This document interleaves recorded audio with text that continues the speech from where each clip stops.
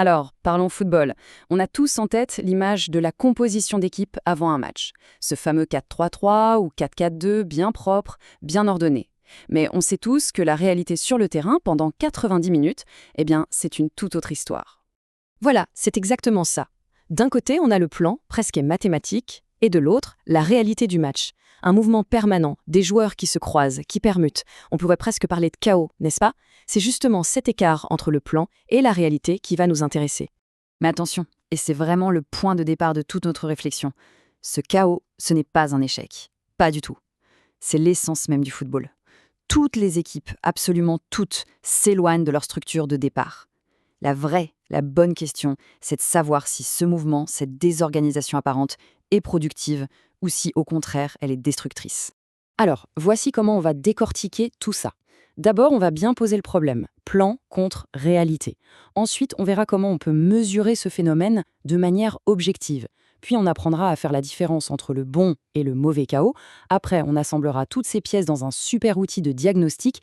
Et pour finir, on verra comment tout ça peut servir très concrètement sur le terrain d'entraînement. Allez, on attaque la première partie. Pour comprendre si cette fameuse dérive par rapport à la formation de départ est une force ou une faiblesse, l'analyse qu'on explore aujourd'hui s'est penchée sur un volume de données assez impressionnant. Plus de 800 matchs dans les 5 plus grands championnats européens. Bon, pour pouvoir analyser quelque chose sérieusement, la première étape, c'est toujours la même, il faut pouvoir le mesurer.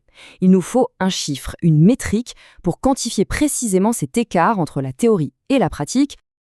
Et cet outil, le voici, le HD pour hybridation-déviation. Alors qu'est-ce que c'est? C'est tout simple en fait. C'est une mesure qui calcule la distance moyenne en mètres entre la position qu'un joueur est censé occuper et la position qu'il occupe réellement en moyenne pendant le match.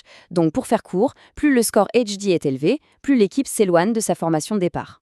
Alors ce chiffre, il nous dit quoi? Pour se donner un ordre d'idée, une sorte de point de référence, sachez que sur un panel de 96 grandes équipes européennes, la déviation moyenne est de 20,3 mètres. Voilà, ça, c'est la norme en quelque sorte. Et c'est là que ça devient fascinant. Quand on regarde les extrêmes, on voit des choses très intéressantes.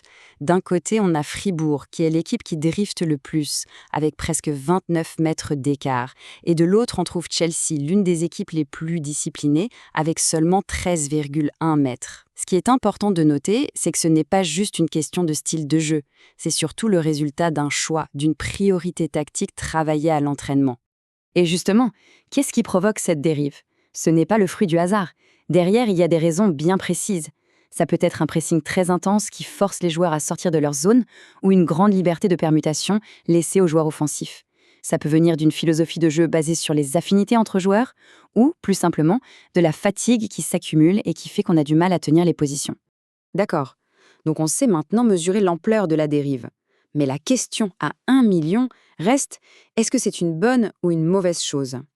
Pour y répondre, il nous faut 2 nouvelles mesures, 2 nouveaux outils pour juger de la qualité de ce chaos. Le premier, c'est le RQS, le Rotation Quality Score.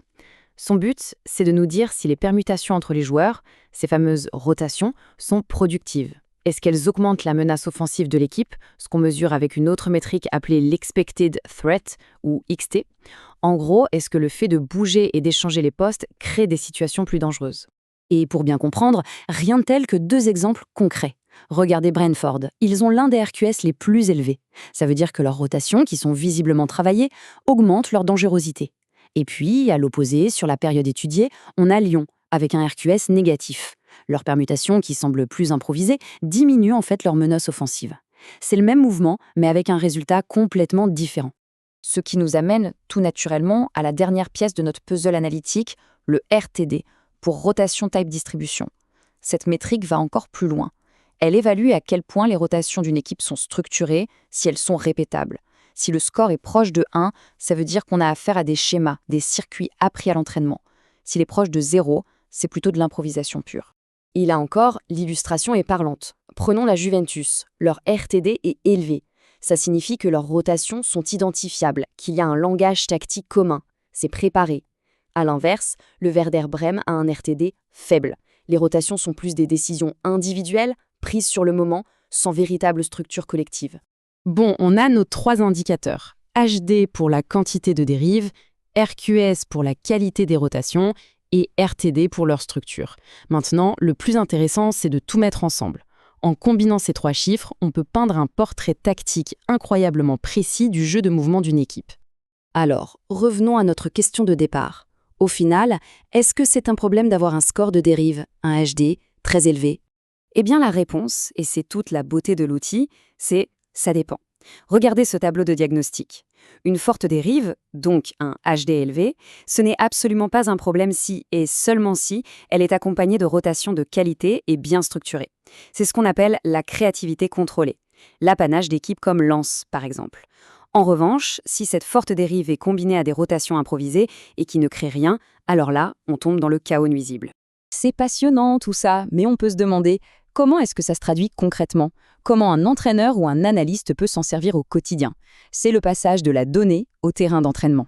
Voici par exemple une méthode très pratique, en 4 étapes. D'abord, on établit le score HD de base de son équipe pour savoir où on se situe. Ensuite, on identifie les schémas de dérive qui reviennent le plus souvent. Troisième étape, on analyse les séquences de rotation pour voir si elles sont efficaces ou non. Et enfin, un truc très malin, comparer la dérive entre la première et la seconde mi-temps pour mesurer l'impact de la fatigue sur la discipline tactique. Et on touche là à un point fondamental. La puissance de cette approche, c'est de transformer une critique subjective en un outil de coaching objectif. Dire à un joueur « l'équipe a perdu sa forme », c'est une critique un peu vague. Lui dire « notre dérive moyenne était de 25 mètres sur cette phase de jeu », c'est un fait, un point de départ pour une discussion constructive.